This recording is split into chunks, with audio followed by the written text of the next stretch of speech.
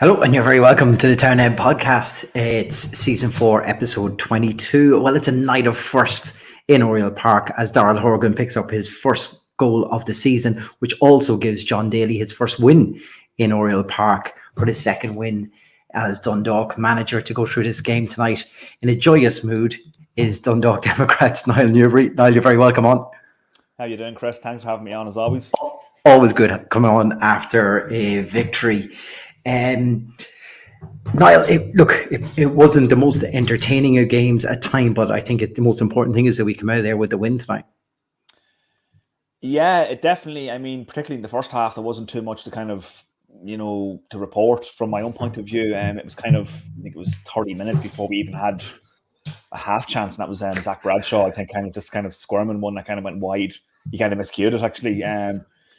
There wasn't really too much, but I think the Dundalk will be very pleased with certain aspects. Obviously an 8 clean sheet at home on the bounce is particularly pleasing, and they've got the win. It wasn't the prettiest of games, but they never ever looked. I think the big takeaway for Dundalk tonight is that we never really looked like coughing up that 1-0 even after the goal went in. So I think obviously it's been a feature of some of our home performances is that we've nullified the opposition to not only have we kept clean sheets, but we've nullified them to virtually very few to zero chances, which was the case tonight. And I think that's particularly pleasing for the manager, John Daly, and the back four. So, Sligo never looked like, I don't recall Sean Malloy, the young goalkeeper, having to make a save. He had a bit of a moment in the first half, I suppose, where, we kind of fumbled a sort of innocuous set piece from Fabrice Hartman, but never really in danger of anything like that. We never looked in danger of coughing up that lead or conceding tonight. And I think that's the most pleasing aspect of the performance, Chris. Yeah, I suppose from John Daly's point of view, he had to put his fate once again in Sean Malloy, but I think we've probably seen enough of him in the Shells match to show that he's pretty assured as a standing keeper once again tonight, without being really troubled, like you just mentioned, but he seemed quite assured of that. Also tonight we had Robbie Benson come back into the starting lineup, and Zach Bradshaw available again, and Elliott comes in up top, obviously, for the injured Gullen. 3 changes, I suppose 1 or 2 anyway, you were probably expecting, with Gullen unavailable and Bradshaw back available again. You were expecting at least 2 of those 3. Yeah, Zach Bradshaw obviously missed the game with Shelbourne last week. He went back to England on compassionate grounds, and he was back tonight. Done well again, as always, in left full, put in a very assured performance. Looked very, very solid. Got involved in the attacking play as well. Obviously, Cameron Elliott coming in for Jamie Gullen. In fairness to Cameron Elliott, excuse me. He puts himself about.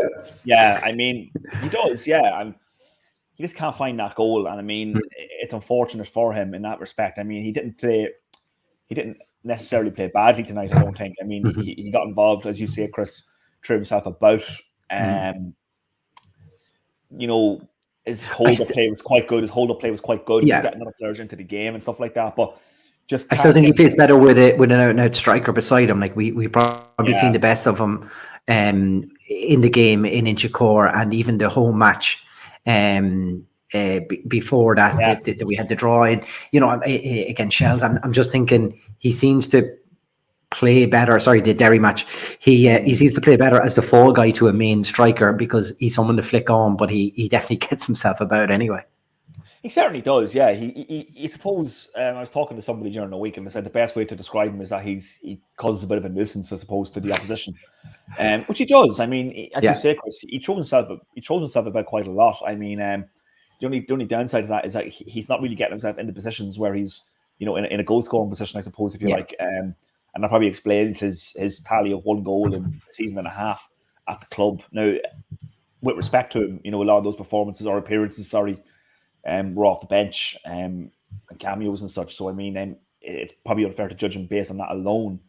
But, he just can't find that goal. And he came in tonight and put in a shift, of course. Didn't play badly by any means. You obviously have Robbie Benson coming in, playing 70-odd minutes. Very, very pleasing, I'm sure, for John Daly to see him get 70-odd minutes. He also played the first half in Talca Park last week. He's followed up now with a solid 72 minutes, I think it was. So his fitness is obviously getting there as well. He's a huge asset when he's playing brilliantly actually for us before getting injured. Ryan O'Kane comes in tonight, does really, really well again. For us, he seems to like him daily, doesn't he? He does, yeah, Ryan he O'Kane. does. I think it was Jerry Malone maybe you put it to John Daly after the game that Ryan wasn't necessarily in the team, or he wasn't a fixture in the team. But in the last few games he's done quite well, and Daly seems to like him. Yeah, he went back to it. It was sort of like a Dundalk formation of old tonight. You had the back four, you had the two boys in midfield, you had the kind of trio in front of the number 9. It was kind of like a formation that we've been accustomed to seeing, I suppose, recent seasons. So it worked for us tonight. I mean, midfield wise, I thought we were very good. Paul Doyle, excellent in midfield. Hayden Muller, I thought had a superb game. Who's only getting better. We talked about him last week. I really think I didn't see this level of player in Hayden Muller, when he first signed, probably because we've seen him play in nearly every single position, bar keeper at this stage. And just to take up on Mark Carlin's point of view, like he's right, there's a number of players who just like have a new lease of life under Daly, and that is the two players we just talked about there in Muller and O'Kane. Yeah, it's funny you mentioned that, because I just spoke to Hayden Muller a short while ago, actually, and that's actually the point I made to him, is that he's played everywhere, probably apart from goalkeeping for us at the moment in the last 2 seasons for us. And, he struggled, I suppose, to kind of get a run of games in the team and find a position for him. But he seems, I asked him myself, and he said playing in that centre mid is his favourite position. Like, he likes to play there. He said he seems to be, he feels he's thriving in that position, and I thought he was outstanding tonight. And he's coming on leaps and bounds. In recent weeks, I think, actually, under John Daly, he's one of those prime examples of a player, as you say, given a clean slate, a fresh lease of life, and he's taken it. He's taken the opportunity with both hands, and he seems to be a bit of a fixture now in that midfield with Paul Doyle, who's also done quite well since John's come in. So, I mean, they were big positives tonight. Obviously, the clean sheet's one positive, but some of those performances and some of those players, you suppose, getting a new sort of a fresh lease of life, like Hayden Muller. And Ryan O'Kane, another one as well. These are positives that you're going to hope to take this into the second half of the season now, and really push up that table, because I think they're more than capable of doing it. There's good individuals in that team. We've always kind of said that, but now you can sort of start to see them being moulded as a team of sorts. You know what I mean? And even last week against Shelbourne, I know they lost 1-0. They're the league leaders. They're on a good in the league. Dundalk were in that game and probably didn't deserve to lose. Probably, like, if Dundalk had equalised in that game in Talca last week, I think they would have been good value for it. Do you know what I mean? Like, they would have been good value for a draw in Talca last week. So I think every game John Daly's had, maybe not counting the first game against Galway, where there's very little John could do. He only came in at 4:00 that day and met the players. But every game since then, there's been positives to take from it. And I felt even last week against Shelbourne and Talca, there was plenty of positives to draw on the performance, even from a defensive point of view. Yeah. In particular in that first half, and you mentioned him already, Bradshaw seemed to get a lot of space, and he was kind of meandering up and down the pitch, and he found himself close to goal on more than one occasion tonight, and probably unlucky not to trouble the keeper a little bit more in the first half. Yeah, there was that one, I suppose, on the half-hour mark. Where Doyle kind of takes it away from Ellis Chapman on the right, and sort of pulls it back to Bradshaw, kind of rushes in, hits it first time. He sort of miscues it a wee bit, and it goes wide. But on another day that nestles into the bottom corner, and 1-0 up. So he was getting in those attacking positions. But yeah, I thought Zach Bradshaw was getting involved in the attacking play quite a lot tonight, and it's something we maybe haven't seen. I know he's done quite well in the left full position for us, but we maybe haven't seen him get into those attacking positions as much as he did tonight. You probably haven't been attacking as much as we have under John Daly, though, either. Well, that's very true, actually. Yeah, we've been sort of playing a pragmatic sort of style. I suppose Noel King was probably the epitome of that, I suppose, when he came in for those few games. It was a pragmatic approach. And it had to be at times, of course, and we still have to be like that at times.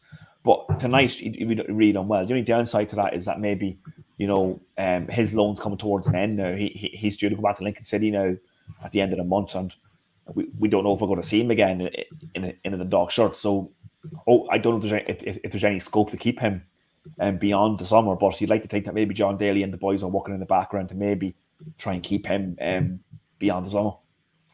Yeah, it's funny.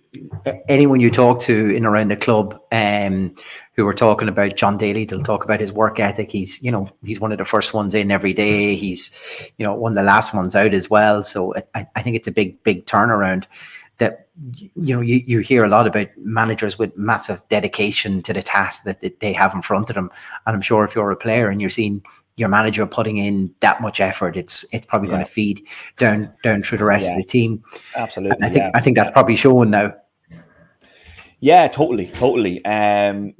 Like we see it in England, we see it in every country, in every league in the world. I mean, you can't underestimate the power or the effect of having a manager that kind of breeds confidence into the group. And it looks to me, and I don't know if it was you pointing it out in one of the recent shows, Chris, where he kind of put his arm around Gullen after one of the games. I mean, a player that sort of, instills that confidence into a group, even when things haven't gone quite as well as maybe they could on any given night. I mean, he seems to be a confidence manager. He seems to be a good man manager.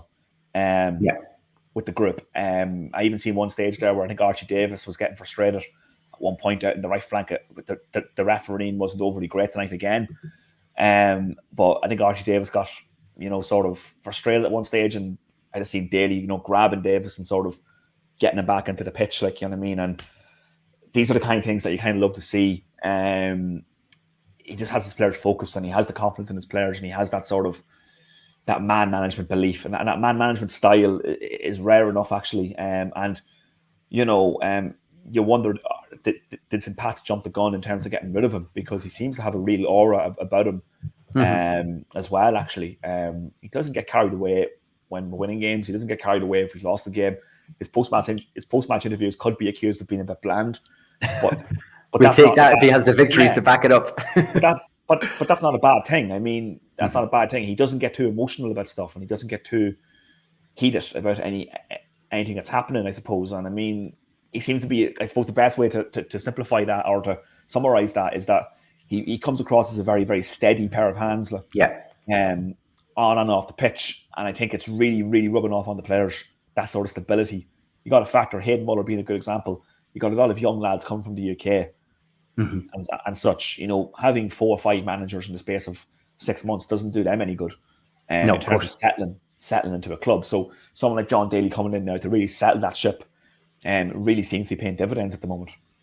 Yeah, I'd actually challenge anybody just at full time. It's probably a bit easier for ourselves up in the gantry as we see them walk over towards the shed. But you just mentioned John Daly's man management, because he went straight for Sean Malloy, gave him a big hug, and said something to him, just about being focused. And it was like a little tidbit he just gave him, and then gave him another hug. Then he walked straight over to Darryl, put an arm around him, and you could see him pointing and saying, "I knew you were going to do that tonight. I knew you were going to do it." So he knows how to interact. Maybe Sean Malloy, you don't want to give him too much confidence because he's so young. So he gave him, you could see him a little bit of advice on something, and then the congratulations. Then over to Darryl, who's obviously a bit more, wily about him, a lot more experience. You just throw the arm around him and congratulate him, and then give him a little shove away nearly, So he's one of them, just seems to know and be able to read the players, and that's another thing. And I always find the other interesting thing with John Daly was, I think he might have even mentioned it again there tonight, but he mentioned it when he first signed for the club as well, that he looked at the caliber of player at the club and thought that there would be more than enough to get out of this. So if you're already a player, I suppose, in the club, it's not like you're looking at a manager who's just looking for a big clear out and your time is done here at the club. He looked like he's gave everyone the opportunity to stake a claim and really help the club get out of it. And he's obviously that's starting to feed through, and we're getting the results now. Absolutely, yeah. As I said to you, everybody kind of starting on a clean slate. Everybody given a fair crack at the whip, I suppose, in terms of their game time, and whatever happened, I suppose, before John came in, he wasn't really factoring it.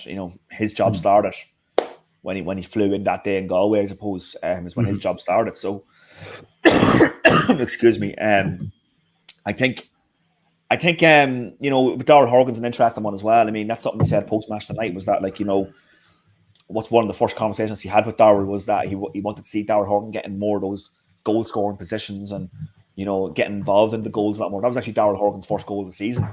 which seems crazy for a player of that caliber. He obviously came in last year, done quite well when he came in halfway through the season. Got 3 goals, I think, in 11 games. Now he's got a few assists this year. I think he's got 4 assists.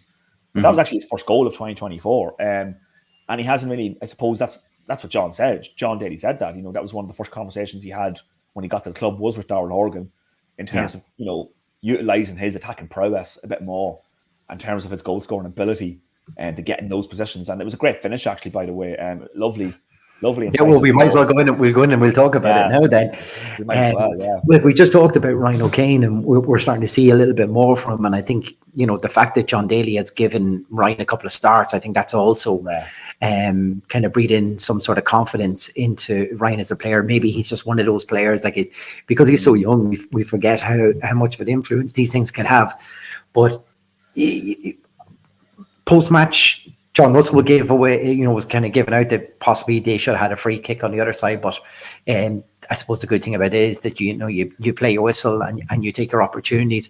Ryan picks the ball up in front of the dugouts and he just carries it, waiting for reinforcements to come. Camielli goes one side and Darrell Horgan makes a great run right the way through the middle.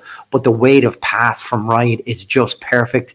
It's too far in front of the defender, but it's perfect into the stride of Darrell Horgan arriving in. And,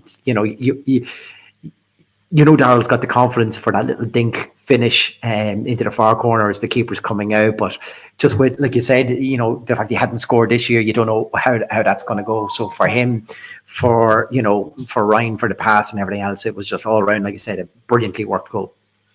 It was, yeah. And I actually think it was Zach Bradshaw, actually, who we've mentioned a few times in the show already. I think it was Zach Bradshaw who actually won possession back in his own half. And sort of plays it to Ryan O'Kane. And let's go just to talk about Ryan O'Kane for a little minute, because you kind of touched on it there, Chris, a wee bit. I mean, Ryan O'Kane's 20. I mean, we and he's played nearly 100 games for the club. I mean, he's Gally's going to have to stop calling him the child then. Yeah, I think tonight was his 92nd or 93rd game for Dundalk. I could be wrong. I'm open to correction on that, but he's played close to 100 games basically at the age of 20. He doesn't turn 21 until August. We tend to forget how young he is sometimes. And he is a confidence player. Of course he is. Most wingers actually are, to be fair, young or old. And, Ryan was probably playing with his head down a little bit earlier in the season and maybe towards the end of last season. I think a lot of people had said that he wasn't playing with the same swagger from when he burst onto the scene as opposed towards the end of the 2022 season. He wasn't playing with that swagger anymore. But I think, John Daly's obviously instilled a lot of confidence back into him, because he's clearly a very, very talented player. Yeah. You don't play 90 odd games at this level before you're 21 unless there's something about you. Yeah, unless you got something about you. Do you know what I mean? So, and he's obviously been linked with clubs, across the pond, with clubs in Italy and stuff like that. There's a lot of clubs tracking Ryan O'Kane's progress all the time because he's obviously got lots, buckets and buckets of ability. But so just to go back on the goal, it was a great sort of, Zach Bradshaw wins possession back in, gets it to Ryan O'Kane. Ryan O'Kane sort of just marauds, bursts through, I suppose, plays a lovely incisive pass into Darrell Horgan, who sort of first time hits this great finesse from Darrell Horgan and it sort of nestles into that bottom left corner. It's a lovely goal. Goal. Sligo defensively, I suppose, if this is a Sligo Rovers podcast tonight, you're probably criticizing maybe some of the defending or maybe the reaction. But from their back four. But take nothing away from the finish. It's a lovely finesse finish from Darrell Horgan, and he's hit it first time as well. So never in doubt, into the bottom corner. Ed McGinty didn't really have any chance with it, and it really set us on our way. That was, I think, it was maybe 5 or 6 minutes before, 5 or 6 minutes after the second half. Yeah, had started. So it's a great time to get a goal. I suppose there's never a bad time to score a goal, but that's true. Yeah, but it was a good time to get a goal, and I suppose it set us on our way. And I think the particularly pleasing aspect after that was that, you're thinking maybe, okay, Sligo, maybe they're going to push now, maybe go for that equaliser, but they never, in the 35 minutes or so, whatever it was after that, they never really laid a glove on us, Sligo, to be honest. And yeah, when you compare that to the 5-0 game in March, when we were absolutely battered by Sligo, and it was just wave of attack. I mean, those 2 games, I suppose, in isolation, probably show how far we've come. Yeah, in the good last point. Yeah, in the last few weeks, I suppose, in terms of just our sort of, we just look more like a team. As I said, there's always been good individuals on paper in that team. Darryl Horgan, of course, being one of them. Ryan O'Kane, the likes, Robbie Benson, Archie Davis, Zach Johnson. These are all it's very hard to good. pick a bad one now, isn't it? Yeah, it is, and these are all, as individuals, all very, very good players. There's no question about that. But now you seem to have a manager who seems to be able to get them to play as a team, and you can really see the difference in that now. And I mean, I suppose, just to go back, like that game in March, the 5-0, and tonight's game, those 2 games in isolation, I think are good indicators as to how we've sort of progressed under John Daly so far. Yeah. I suppose, like you say, from a Sligo Rovers point of view, they'll probably lament not having any sort of attacking ability within their team at the moment. And I think John Russell is probably just another one of those managers who just can't wait for a transfer window to open up. But at the same time, we talk about how influential, the 2 Zacks are to our current squad. Like 4 of the loan signings, are pivotal to that Sligo Rovers squad. Like, would you be? I'd be quite worried if I was Sligo at the moment that a lot of this is built on loan signings, and there's no guarantee that the likes of Ed McGinty and Chapman and and Hartman are going to actually stay in this squad.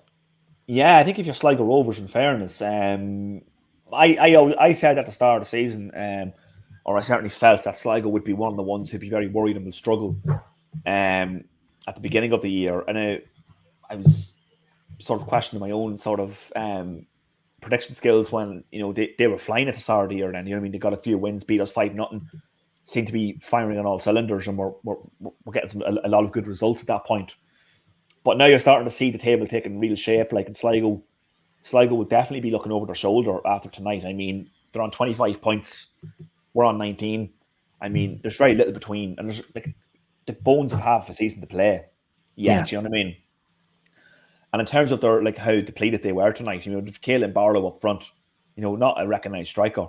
Obviously, Max Matt has gone back. As you mentioned, the loans there and the dependence on maybe the loan market. Max Matt has gone back.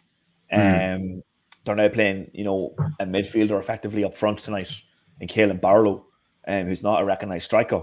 That showed, that really showed that sort of limitation really showed tonight for Sligo and John Russell. I mean, they never ever laid a glove on us.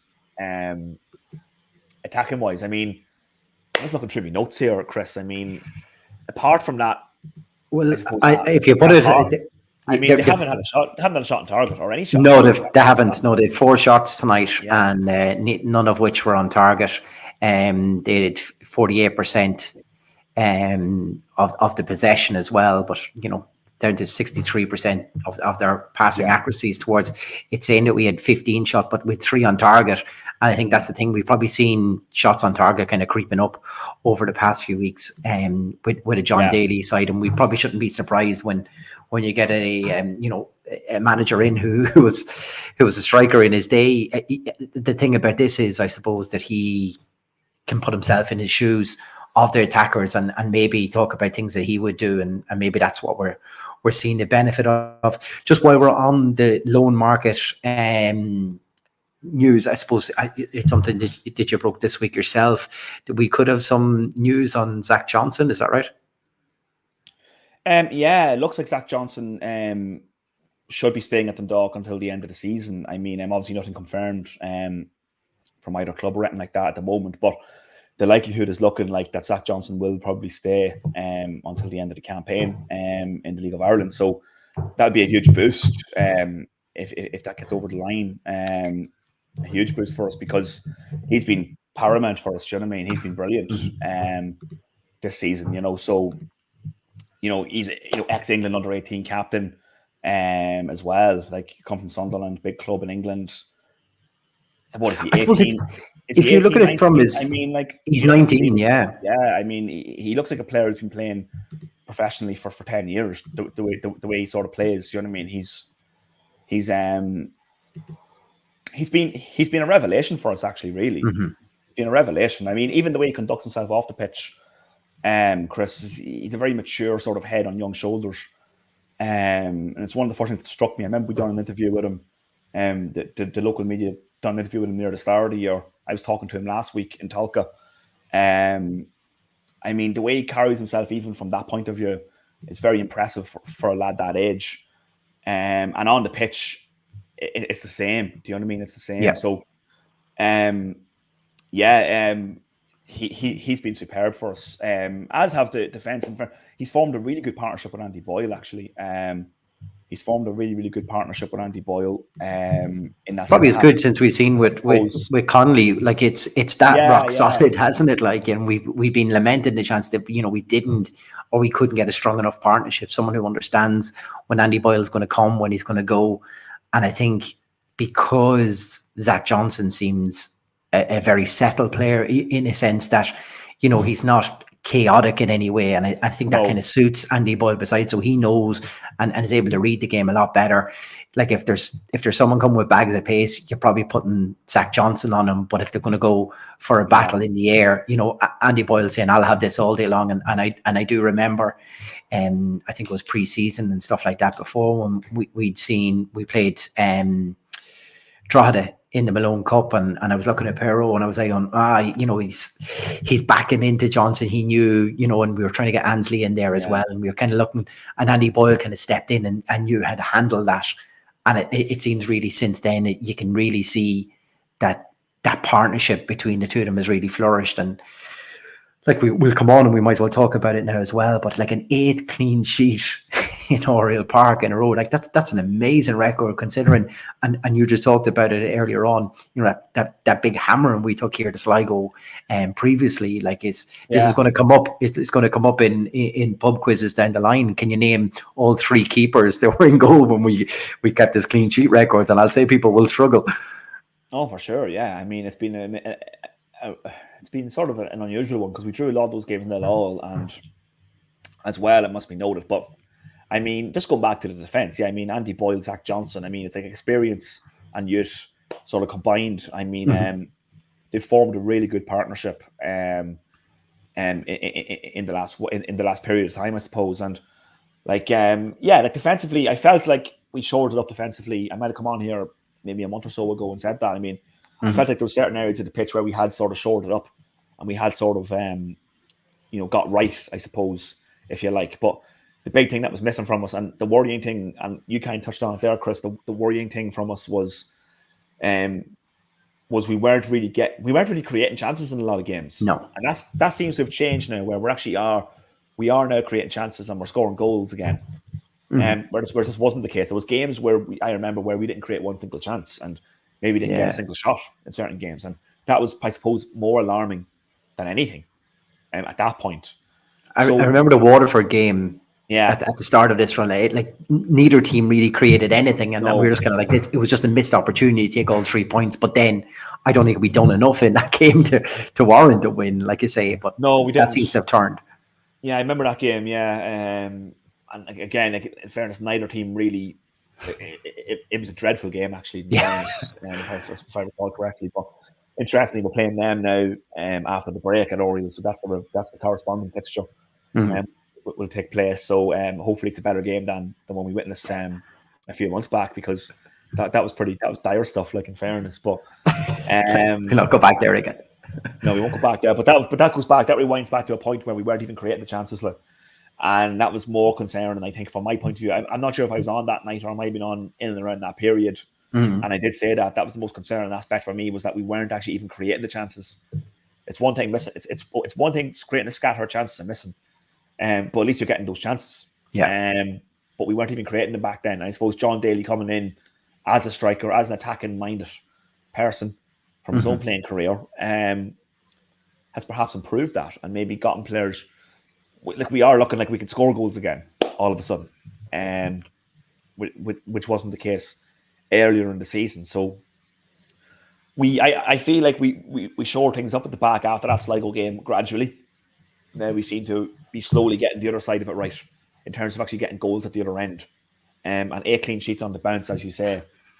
Well, What do you put that down to? Like this must be playing into managers' minds now when they come to Oriel Park. That like is it the pitch? Is that what we're seeing, that other teams aren't able to play it? It's if it was one or two games, you'd be kind of thinking to yourself, okay, we've got this, but you're nearly getting to the stage now where you've played every team in the league nearly at home and kept a clean sheet against them. It's a remarkable record, and considering we were bottom of the league, and you look at our away form and how porous we can be away from home. It's a strange one, isn't it?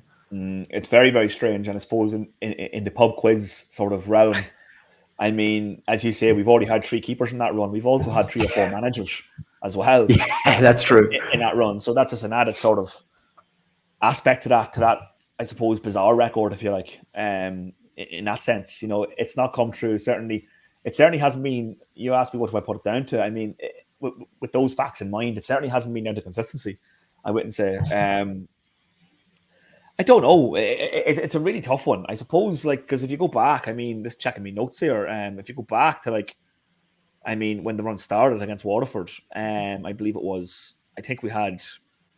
Let's just see. I think we had we Johnson and Ansley in centre half that night. Wow. Ansley was captain. That night we'd Muller left back, Davis right back, Monroe in goal. I mean, the run goes on, and we've Anna Massahun and Johnson against Drogheda in the 0-0. Then we have, so many players have actually contributed to this run. Yeah, it's only really since the Pats game then we had Johnson and Boyle sort of, making that settled. Position, making that it's sort of like a settled sort of back or centre back partnership, I suppose. And he seems to have found that. Now, Anna Massahun, for example, has done quite well in games he's come in. I remember the game against Rovers in particular, or maybe I can't remember if it was Rovers or it was one of the games anyway. He played brilliantly. No, it wasn't the Rovers game actually. It was the Rovers opening game of the season. Mayo nearly won man of the match that night. He did. He was brilliant, but he was also brilliant in the in one of the games before that, I think, as well, or before we played them at Oriel.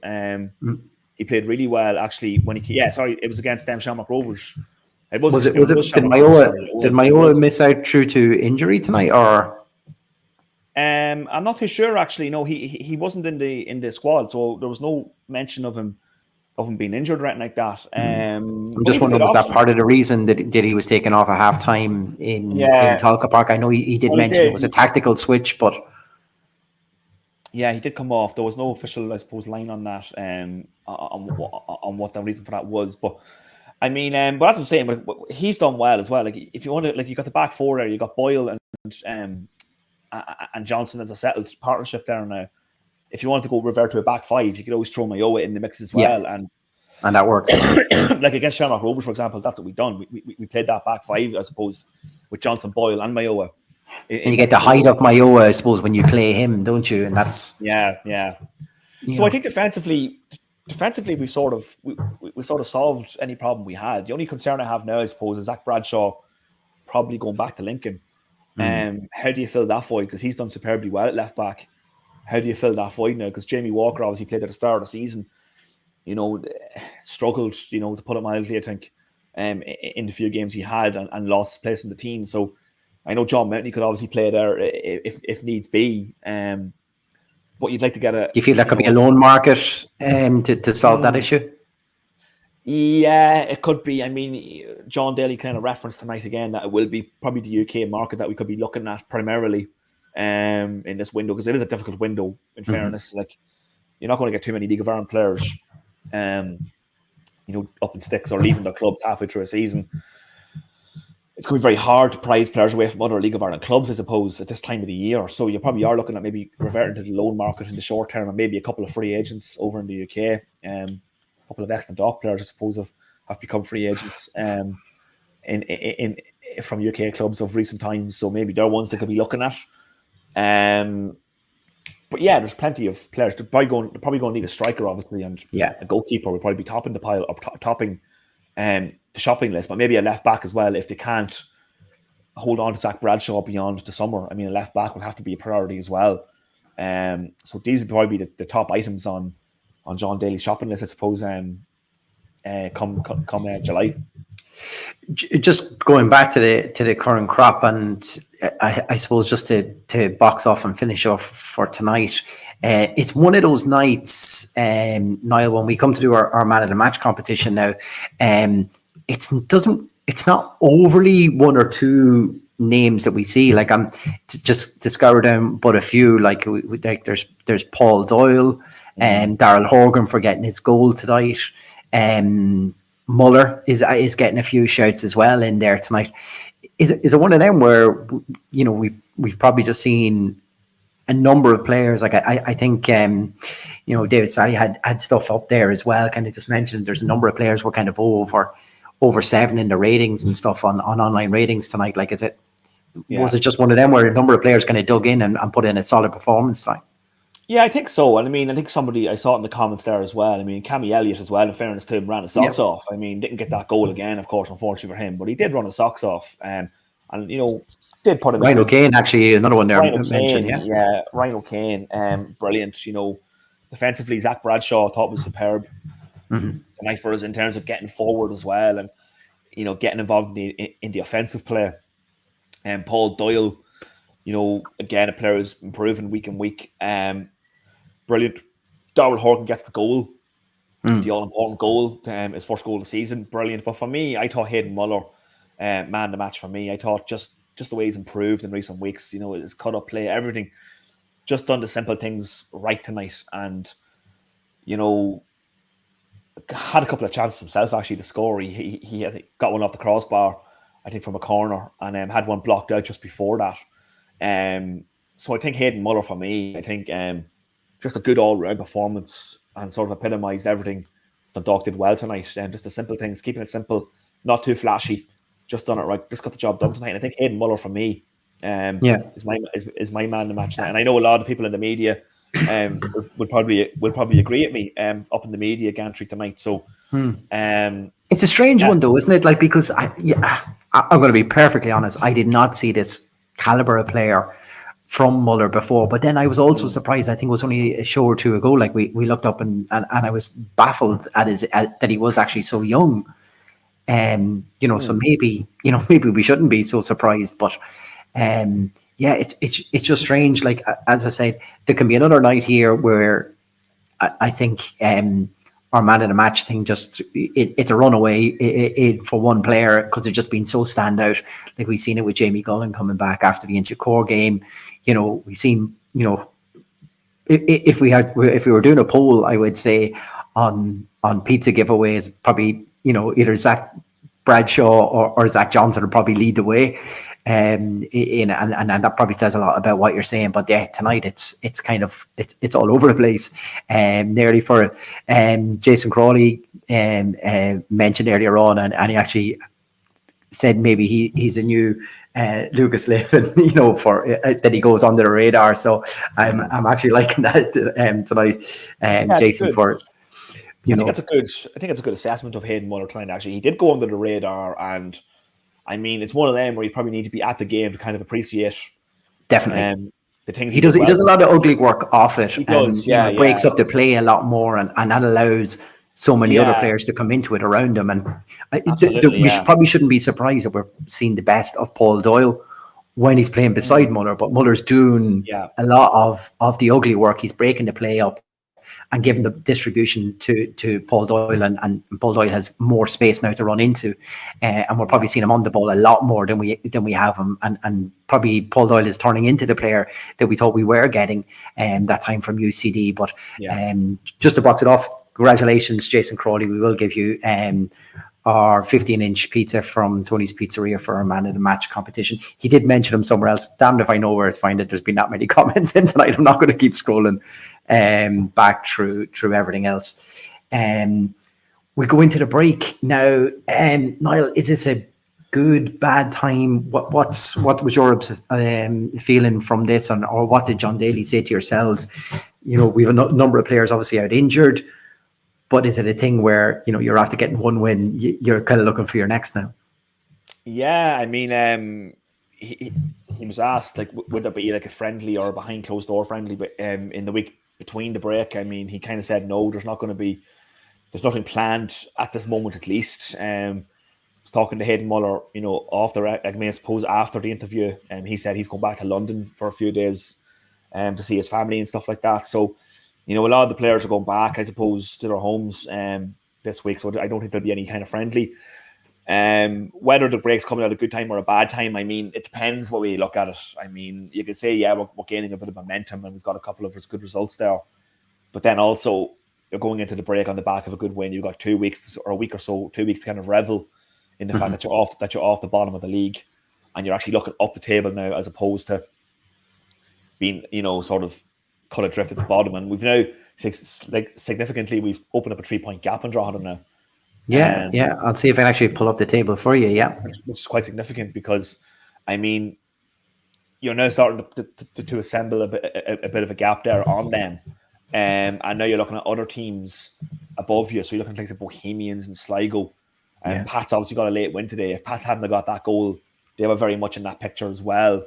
There's not a lot between Dundalk and the likes of those teams. So you've slightly better form than Bows and obviously Drogheda United. Like Drogheda are really struggling to find a win. I'd say their probably last win was the last bank holiday victory against us in Weavers Park. I would say that's probably their last win. But yeah, you look at that. You have a 5-point gap to Bows and a 6-point gap to Sligo. It's nothing massive there.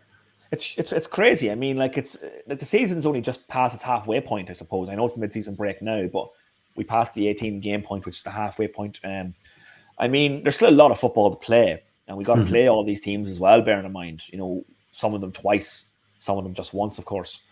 But for example, we played Drogheda twice, I believe, in the league still. I know we got in the cup as well. Yeah, but the last game of the season is actually against Drogheda in the league, so that could be a massive one. But you'd like to think Dundalk could be well out of danger by then. I mean, I think most of Dundalk supporters, and I said this as well, I think the last time I was on, would be leaving the ground now, leaving Norwood Park with a lot more optimism in terms of staying up than maybe they would have done with the greatest respect to when Noel King was there and stuff like that. Do you know what I mean? I think there was a real downtrodden sort of atmosphere around the place that we were potentially doomed at that stage. Now there seems to be a lot of optimism since John Daly's come in, and he seems to have just lifted the place a wee bit. And there seems to be a good feel-good factor down at the moment. And I think, if you're a betting man, you would fancy us maybe to get out of danger now. And maybe, I would have said, Chris, I would have said 6 weeks ago, I think I might have even said it on this podcast that I'd rip your arm off for a 9th place finish in the playoff. Now. But now I'm starting to think, you know what, we can actually finish 7th or 8th in this league very handily. Because as you said, there's not like Sligo looked very poor tonight. Sligo looked shockingly poor tonight. There's no reason why we couldn't catch them, for example. Bohemians have been very, very poor as well. Now they got a couple of games in hand, I think, so they might be a little bit harder to reach. But Sligo certainly is probably the team you're looking at, I think, as the ones you can catch and maybe finish in 8th place and have guaranteed safety.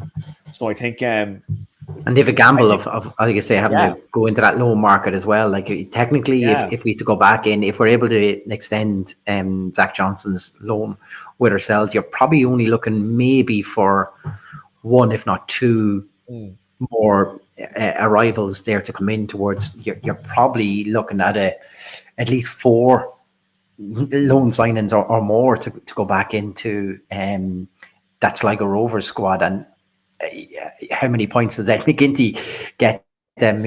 If they're unable to hold on to him, that could be a real worrying position for them. Oh, massively, yeah. There's a very depleted as it is. I mean, our Sligo. I mean, we've already referenced the fact that they didn't have a recognised striker really on the pitch tonight. Well, not in the starting 11 anyway. They had strikers on the bench. Whether John Russell doesn't trust the strikers he has on the bench or not, I don't know. He decided to go with Caelan Barlow up top for them tonight. It didn't work for them because they never really. And like Fabrice Hartman, for example, who every time he's played at Oriel or against Dundalk seems to be, a revelation. He didn't have any contribution tonight to the game at all. And every time he plays against Dundalk, he seems to be brilliant. Will Fitzgerald wasn't in the game at all. These are all good. Ellis Chapman wasn't in the game at all. Conor Malley wasn't in the game at all. Like, these are all players with attacking abilities. So I mean, yeah, if you're Sligo, you're very worried. I think you're very worried. I mean, the Dundalk have a bit of momentum now, and Sligo seem to be going the other way in terms of just dropping points. And a bit like Drogheda as well. Yeah, a bit like Drogheda. You just get the impression that tonight's result could be a real sliding doors moment, and a bit of a watershed moment in that relegation battle. And I do think the three teams are probably going to be Drogheda, Dundalk, and Sligo. Maybe Bohemians. In that relegation dogfight. And I think there's no reason why Dundalk can't finish ahead of Sligo, for example. I think most of Dundalk supporters will be very sort of optimistic now that we can actually get ourselves out of trouble. But that's when the work begins if we do that, because I don't think we're going to be too happy if it's going to be relegation battles season in, season out. No, of course. It's how do we build on that then? But at least now, I think we've got a manager who could actually build something and build a squad and build a team that can maybe push on next season. So that'll be the objective, will be to stay in the league and maybe just push on after that, and maybe hopefully get back to a sort of a better sort of space next season in terms of maybe pushing into that top half a bit more of the league, because it's building blocks, of course, Chris. And of course, John Daly's come in with a very tough job, but he's certainly passed the first test in terms of getting us off that bottom place. Which he did say that, in fairness, that was his first objective, was to get off that bottom spot, and then we look after that. But I suppose if you're going to look at his remit, I suppose in the time he's come in to now, the halfway point of the season, those few games, he's definitely achieved his initial remit of getting us off that bottom place. So I think that's very positive. Yeah, so I'm taking you've upgraded your possibility of a position from 9th to 8th is what I took from that. It's a low bar still, but I like it. At least we're going up. Now, I suppose with your ear to the ground, are we expecting many arrivals, or what's your feeling? We heard the news this week, and Jason Crawley just mentioned it there again as well. Aaron Dobbs was mentioned in the press this week. Is that something that we did you expect in, or is there any other names you hear you've been linked with? Yeah, look, there's going to be a lot of speculation, as there always is at this time of year. Some of it's going to be, accurate. Some of it's probably not going to be so accurate. That's just the nature of where we are with this stuff. Do you know what I mean? I think they are. Like, they will be in the striker or in the market for a striker. There's no doubt about that. I mean, Jamie Gullen obviously being injured tonight. You can see how limited we are in that department now. The greatest respect to Cameron Elliott, we're quite limited in that department. Aside from that, but I would expect to see a striker come in. Yeah, who that is, I'm not too sure. I'm not too sure who that's going to be, but I mean, there's a couple of strikers maybe available from the UK. Is Sean Maguire available? I don't know. Is the budget there to bring in someone like that? That'd be the question. Yeah. So obviously he would have a lot of suitors, of course, at home and abroad as well. So there will be players. I think the talk with Sean Maguire was that the family were settled in England, so that would take a lot of persuading, and you would say probably big money for him to get over the line on that one. Yeah, of course. Georgie Kelly was at the game last week as well. I don't know if that's going to be. I wouldn't imagine he be coming back or anything like that. But I just think, but I mean, maybe there's something for his environmental studies in this area. I don't know. maybe. But I think, but all joking aside, I think if you're looking at the UK market, you probably are looking at the UK market. You might get a striker from the League of Ireland. That's been mentioned, but I mean, it is all a speculation at the moment, and there's nothing really concrete that I could say I've heard in relation to players potentially coming in. Like, all you'd really know is that they're looking to sign players. They will definitely be looking for a goalkeeper for sure. A striker would definitely be on the agenda, and maybe a left full if Zach Bradshaw is to go back to Lincoln and not come back here. So they'd be the kind of ones that we'd be in the market for. Name wise, it is just speculation at this point in time. If you're going to start digging out names and saying, well, so-and-so might join, or this player might join, that player might join, like any player potentially in fairness could join. But like, until you hear something concrete, it's probably too early to say, because the window, of course, hasn't even opened yet. And John Daly tonight just kind of kept it very coy in terms of, we're working in the background, kind of, the political answer that we're going to get from a manager. We're working in the background with these things, and But yeah, there will be arrivals. There will be arrivals coming in. Might be a couple of departures as well. So it could be a bit of mixing and matching now. Yeah. Well, look, it's going to be nice to have a small break from the roller coaster, I suppose, that is Dundalk. And I suppose anyone that was in the ground today as well at halftime, you would have seen a great round of applause and a lap of honour as well for the Dundalk FC Down syndrome futsal team. They took part in their first tournament on Sunday, made it all the way to the final, unfortunately losing out to Finn Harps in the final, but some great wins along the way. And it's great to see the club back doing, really engaging into the community and things like that, and we just want to say a big congratulations to all the lads who took part in that, because they were also wearing their medals with pride today up in Oriel Park, and that's brilliant. And I suppose the other bit of news from the club as well, the golf classic is fast coming up. I think that's on Thursday the 20th. There might be still some tea and green sponsorship available, so get in contact with Peter Halpin on those if you're able to help out in any way. Now, look, we won't keep you too long. It's after midnight here already for ourselves after what's been a long night in Oriel Park, but it's great to be back to winning ways again, and fingers crossed, as you say, when we come back after the break, it'll lead to us bit of a run all the way up to 8th, to the dizzy heights of 8th. And shall we won't know ourselves then at that stage. Niall, I just want to thanks so much to yourself for popping on as always. No, and that only leads us to enjoy our break for a change. No pod for tomorrow. I keep thinking, by the way, that it's Friday night and this is going to mess with my day at work tomorrow. But look, we're going to take a break from the pod for ourselves as well. Enjoy the break, and until we come back, come on to town.